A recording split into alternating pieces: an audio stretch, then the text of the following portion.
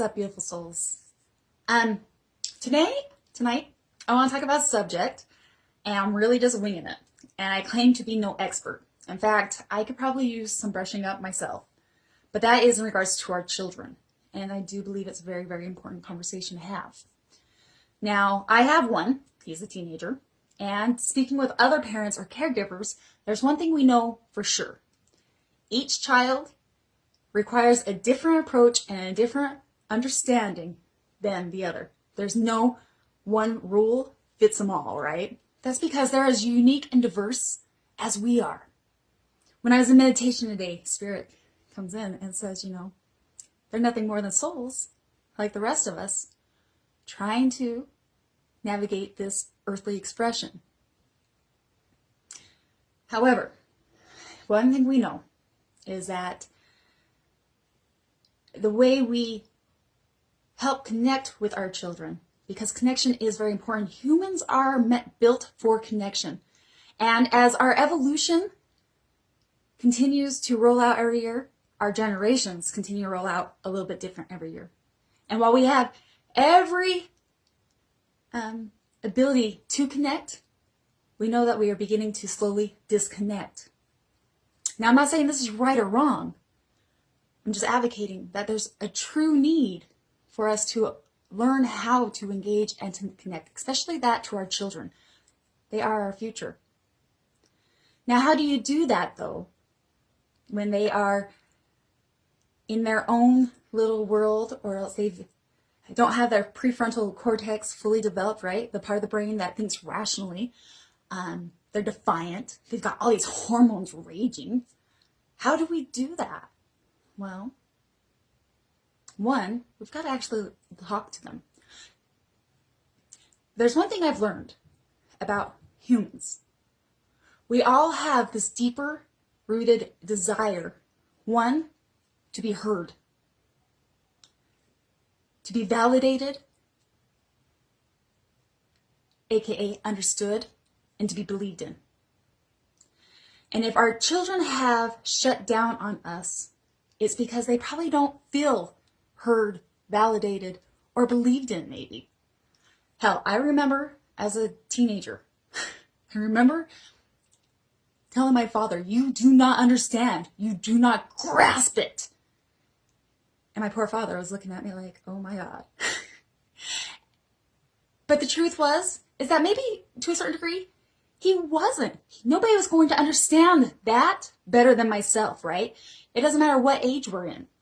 Nobody's going to be able to validate ourselves better than us. Nobody's going to fully understand.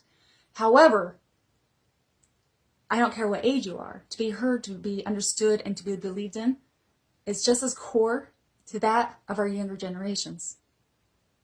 Now, how do you make this connection if they are pushing you away, right?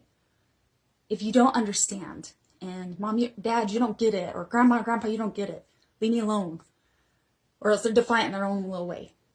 It could be possible that somewhere along their journey, the trust has been broke. Now, bear with me. There are many things we talk about our own inner child wound and traumas that we have to heal within ourselves. They're going to have to do that too. Speaking with Spirit, there's some things that we're just not going to be able to fully bridge for them. As we do our own healing, we help them. But there's some things that we're not going to be able to do because that's part of their human evolution, their soul evolution, and growth. But we want to be there for them as much as possible. But what we can do is open those gates and open those things such as trust, because they are actually playing out these years right now that they're going to have to go back and heal all those inner child wounds. And the idea, right, as we do ours, is that we make it easier for each generation. And the first way to do that is being there for our children. Now, if they're being defiant and they're being closed off and they don't want to hear you and they don't want to talk, maybe it's time to bridge the gap of trust. And if that means that we have to pull out our own inner child to engage in activities that we may think is silly or is out of our spectrum, well, maybe it's time we do that. Do things that we can finally like gauge in and earn their trust so that they can open up to us. Now, it's really hard because as caretakers or parents, we like to make, because they don't have the prefrontal cortex is not fully developed, right? So they can't think rationally. They've got hormones going through their bodies, so they want to do whatever they want, and they think they're ready to be all grown up, right? And in the same breath, like the biggest struggle for parents is I've got to kind of have some stability and structure. So how do we do that? While letting them be heard, letting them be validated, while hearing them, understanding them, and believing them. I have a perfect example I always use, and I try to integrate this as my son grows. But as a toddler, he hated brushing his teeth. And I validated that, I heard that, but he still had to brush his teeth. So I went out and I bought him 3 different toothbrushes. I bought him like a SpongeBob, a Spider-Man, and like some kind of Marvels or some other toothbrush, right? These 3 different character toothbrushes. They're fun, and that's why children enjoy them. So while my son hated brushing his teeth, I heard it, I validated it, but he still had to get it done. So I let him have a voice and let him have a choice. And you gotta choose what kind of toothbrush he wanted to use, so long as it got done. Now, this was significant in that I try to integrate that because our children do have voices. They are to be heard. They are to be understood. They are to be believed in. They are our future. And in that connection, earning trust again, building trust, being there, engaging with them is so significant. Furthermore, one last thing before we cut this off for the night. From Spirit. If there's one thing you can really, really do that's going to make the world of difference. While children are going through their different stages of depression, puberty growth,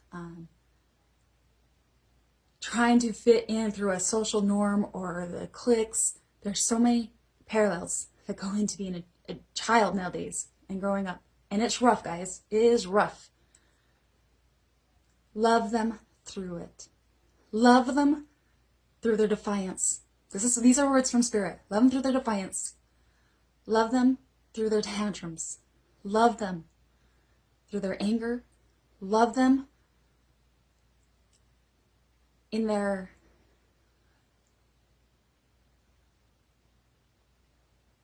love them through it all. It's a reminder. Every act, my loves, is either a call for love or an act of love. While they are learning their path and their soul journey, and there's things we are not going to be able to do for them because that's going to be part of their soul growth and things that they're going to have to go back and revisit, we can help mend and shorten that gap for them by being there and engaging, by talking, and above all else, loving them, listening to them, understanding, validating, and believing in them.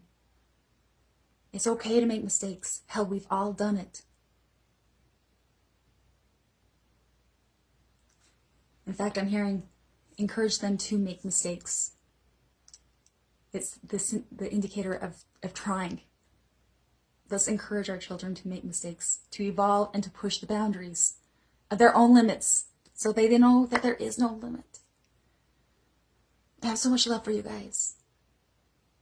A reminder that no matter where we are in our journey, whether it's a young toddler, a teenager, preteen, whatnot, we're just navigating and figuring this out.